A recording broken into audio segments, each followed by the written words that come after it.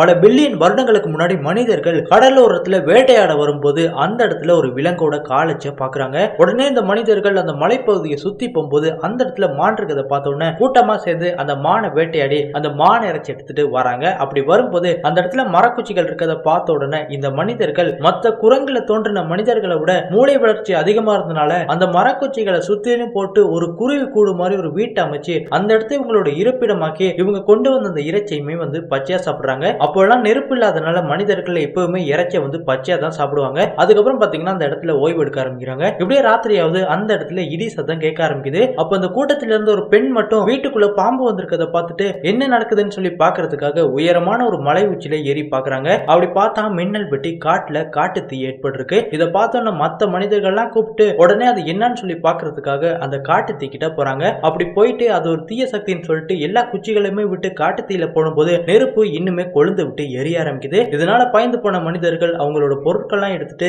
அந்த இடத்தை விட்டு போயிடுறாங்க. அதுக்கப்புறம் காட்டு தீ அணைஞ்சதுக்கு அப்புறமா அந்த காட்டுக்குள்ள வரும்போது ஒரு மான் செத்து அந்த நெருப்புல சுடப்பட்டு இருக்கு. உடனே அந்த மான் இறைச்சி எடுத்து சாப்பிடும்போது இது வரைக்கும் இவங்க பச்சையா சாப்பிட்ட இறைச்சியை விட நெருப்புல சுடப்பட்டிருந்த அந்த இறைச்சி இன்னுமே நல்லா இருக்கு. இதனால மனிதர்கள் அந்த இறைச்சியை ரசிச்சு சாப்பிடுறாங்க. அதுக்கப்புறம் பாத்தீங்கன்னா உயரமா இருக்க ஒரு மலைப்பகுதியை இருப்பிடமாக்கி அந்த இடத்துல தங்குறாங்க. அப்ப அந்த இடத்துல தூரத்துல சின்னதா தீப்பொறியோட வெளிச்சத்தை பாக்குறாங்க. உடனே அந்த மலைப்பகுதி மேல ஏறி போய் பார்க்கும்போது அந்த இடத்துல 2 நவீன மனிதர்கள் நெருப்பு பத்த வைக்கிற அளவுக்கு அவங்களோட அறிவு முன்னேற்றம் அடைஞ்சிருக்கு. உடனே அவங்களை மிரட்டி அந்த நெருப்பை கேட்கும்போது அந்த மனிதனு இவங்க கூட சண்டை போட விருப்பம் இல்லாதனால ஒரு குச்சி எடுத்து நெருப்பை பத்த வச்சு இவங்க கிட்ட கொடுத்து நெருப்பு எப்படி மூட்டுறன்னு சொல்லி கத்து கொடுக்குறான். அன்னையில இருந்து பாத்தீங்கன்னா மனிதர்கள் வேட்டையாடுற அந்த பச்சை இறைச்சியை நெருப்புல சுட்டு சாப்பிட பழகிக்கிறாங்க.